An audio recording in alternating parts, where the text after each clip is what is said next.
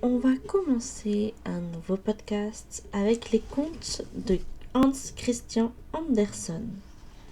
Le premier s'intitule Le briquet. Un soldat s'en vint marchant au pas cadencé sur la grande route. Une, deux. Il avait son sac sur le dos et un sabre au côté, car il avait été à la guerre, et maintenant il rentrait chez lui. Et alors il rencontra une vieille sorcière sur la grande route. Comme elle était affreuse, sa lèvre inférieure lui pendait jusque sur la poitrine. Elle dit « Bonsoir, soldat. Comme tu as un beau sabre et un grand sac, tu es un vrai soldat. Maintenant, tu vas avoir autant d'argent que tu voudras. » « Merci, vieille sorcière, dit le soldat. « Tu vois ce grand arbre, dit la sorcière en montrant un arbre qui se trouvait à côté d'eux. À l'intérieur, il est tout creux. Tu vas grimper à sa cime et tu verras un trou dans lequel tu pourras te glisser pour arriver tout au fond. Je vais t'attacher une corde autour de la taille pour pouvoir te remonter quand tu m'appelleras. »« Et qu'est-ce que je vais faire au fond de cet arbre ?» demanda le soldat. « Chercher de l'argent, dit la sorcière. Quand tu seras arrivé au fond de l'arbre, tu seras, sache-le, dans un grand couloir tout éclairé. Il y a plus de 100 lampes qui y brûlent. Puis tu verras 3 portes. Tu peux les ouvrir, la clé est dessus. Si tu entres dans la première pièce, tu verras au milieu un grand coffre. Un chien est assis dessus. Il a des yeux grands comme des tasses à thé. Mais tu n'en t'occupes pas. Je te donne mon tablier bleu à carreaux. Tu l'étaleras sur le plancher. Alors va directement prendre le chien, pose-le sur le tablier. Ouvre le coffre et prends autant de pièces que tu voudras.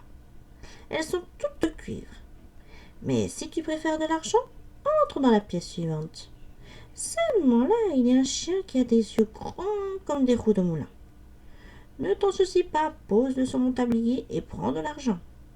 Si en revanche tu veux de l'or, tu peux en avoir aussi, et autant que tu en voudras. Il suffit d'entrer dans la 3e pièce.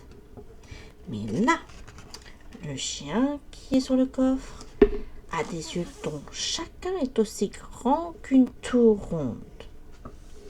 C'est un fameux chien, crois-moi. Mais ne t'en occupe absolument pas.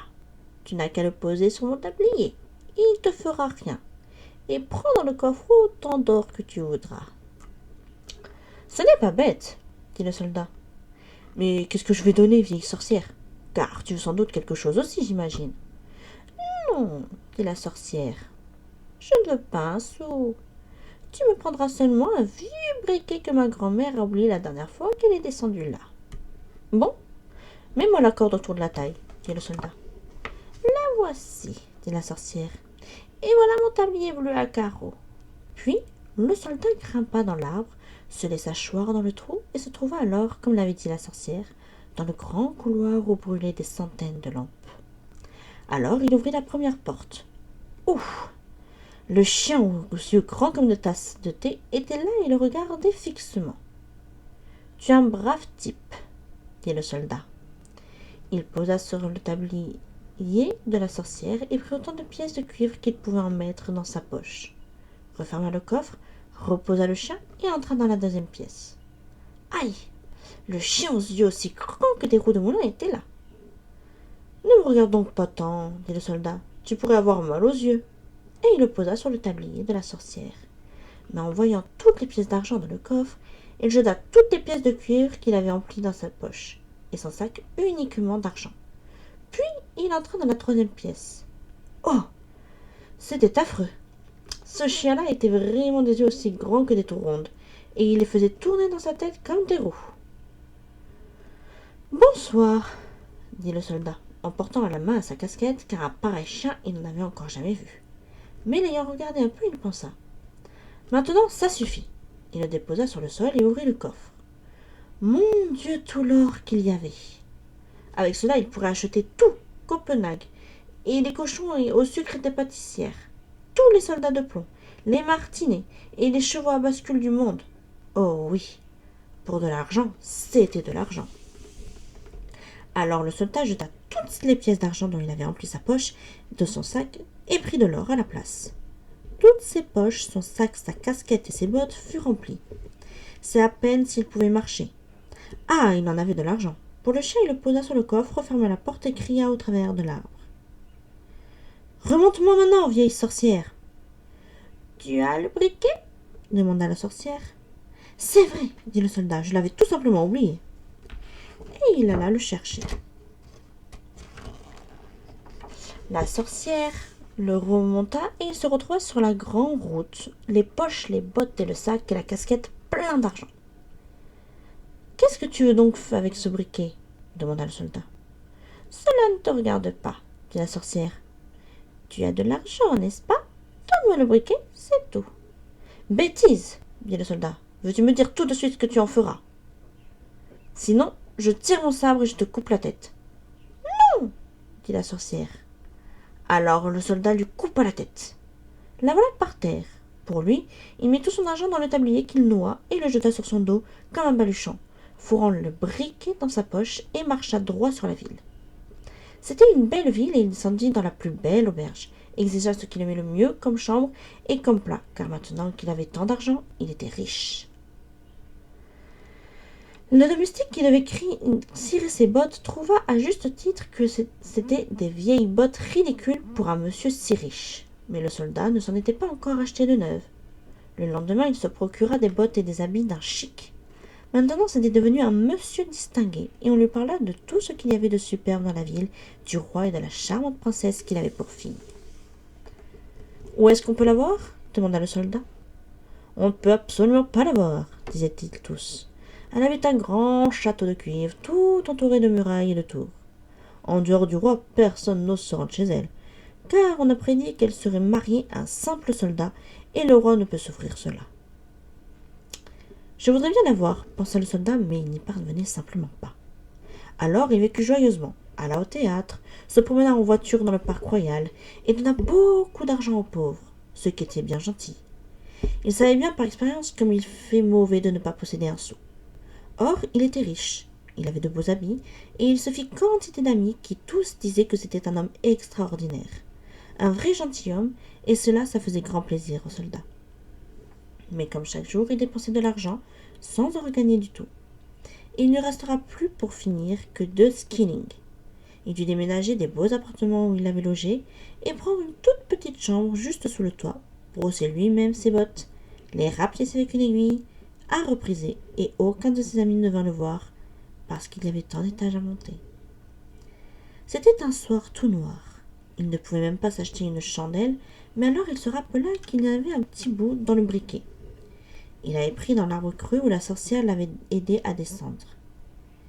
Il sortit le briquet et le bout de chandelle, mais au moment précis où il battait le briquet, et que des étincelles jaillissaient du silex, la porte s'ouvrit à la volée, et le chien qui avait des yeux aussi grands que des tasses à thé, et qu'il a eu au fond de l'arbre, se trouva devant lui et dit « Qu'ordonne mon maître ?»« Qu'est-ce que c'est que ça ?» dit le soldat. « Voilà un drôle de briquet. Si je peux de la sorte avoir ce que je veux, trouve-moi de l'argent, dit-il au chien, et hop, le voilà parti.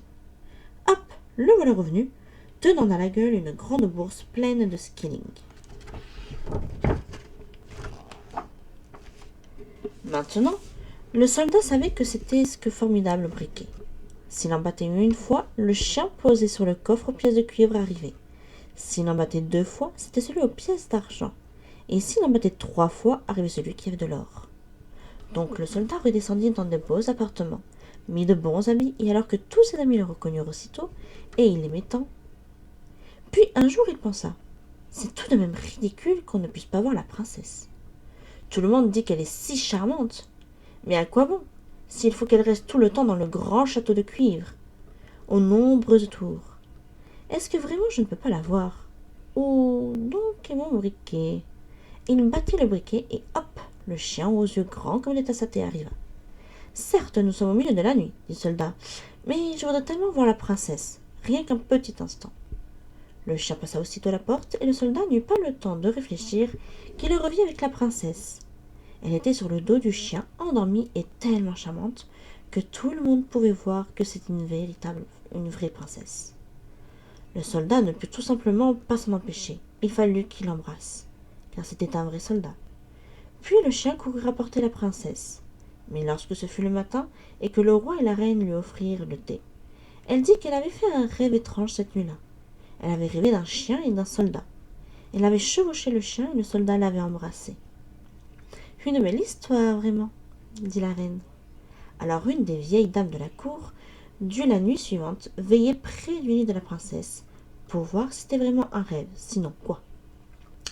Le soldat languissait si affreusement de revoir la charmante princesse que le chien vint pendant la nuit, la prit et courut tant qu'il peut. Mais la vieille dame de cour mit des bottes de pêcheur et leur courut après tout aussi vite. En les voyant disparaître dans une grande maison, elle pensa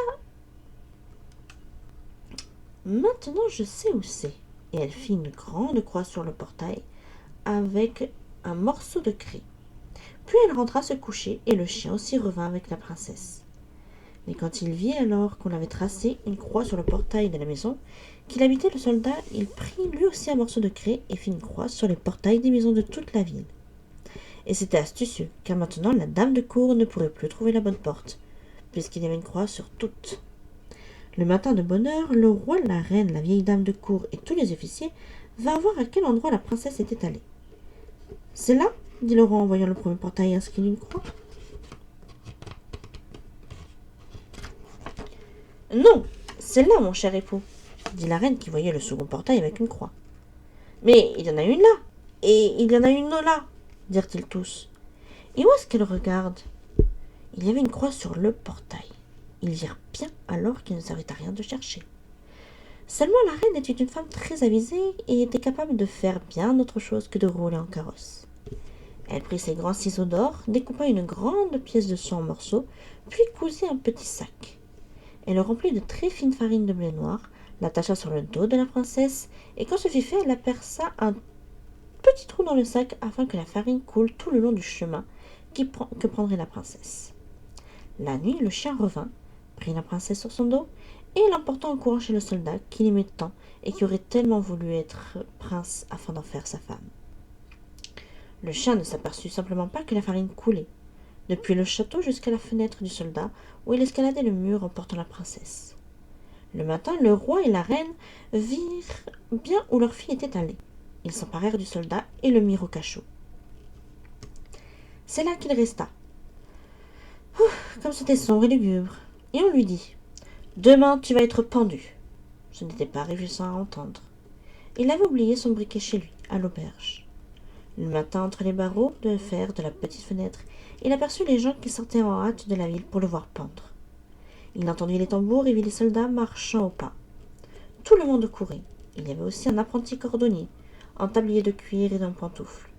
Il galopait tellement qu'une de ses pantoufles vola tout droit sur le mur où le soldat était en train de regarder entre les barreaux de fer. « Hé, apprenti cordonnier, ne te dépêche pas tant, lui dit le soldat. Il ne se passera rien avant que j'arrive. Mais si tu veux courir à la maison où j'ai logé et me rapporter mon briquet, tu auras 4 skillings. Mais prends tes jambes à ton cou. » L'apprenti cordonnier voulait bien que les 4 skillings. Il partit comme une flèche chercher le briquet, le donna au soldat, et bon, nous allons voir. En dehors de la ville, on avait édifié un grand gibet. Tout autour, il y avait les soldats et des centaines de milliers de gens. Le roi et la reine siégeaient sur un trône magnifique juste devant le tribunal et tout le conseil. Le soldat était déjà en haut de l'échelle, mais lorsqu'on voulut lui passer la corde au cou, il dit que l'on permettait toujours à un pécheur, avant qu'il subisse sa peine, de satisfaire un souhait innocent. Il aurait bien voulu fumer une pipe, car ce serait la dernière qu'il aurait en ce monde. Le roi ne voulut pas refuser, le soldat prit son briquet et en battit 1, 2, 3. Et voilà tous les chiens, celui aux yeux grands comme des tasses de thé, celui aux yeux comme des roues de moulin, et celui qui avait des yeux aussi grands que des tours rondes. « Maintenant, aidez-moi pour que je ne sois pas pendu, » dit le soldat. Et alors les chiens se précipitèrent sur les juges, et sur tout le conseil, ils en saisirent un par les jambes, un par le nez, et le jetèrent en l'air à plusieurs toises, si bien qu'en retombant, ils furent mis en pièces. « Je ne veux pas, » dit le roi. Mais le plus gros des chiens les saisit, lui et la reine, et les jeta après tous les autres. Alors les soldats furent épouvantés, et tout le monde y cria « Petit soldat, c'est toi qui vas être notre roi, et tu auras la charmante princesse. » Puis ils mirent le soldat dans le carrosse du roi, et les 3 chiens dangereux dansèrent devant en criant « Hurrah !» Et les garçons sifflèrent dans leurs doigts, et les soldats présentèrent les armes.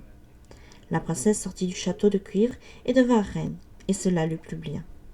Les noces durèrent 8 jours, et les chiens prirent également place à table, en roulant de grands yeux.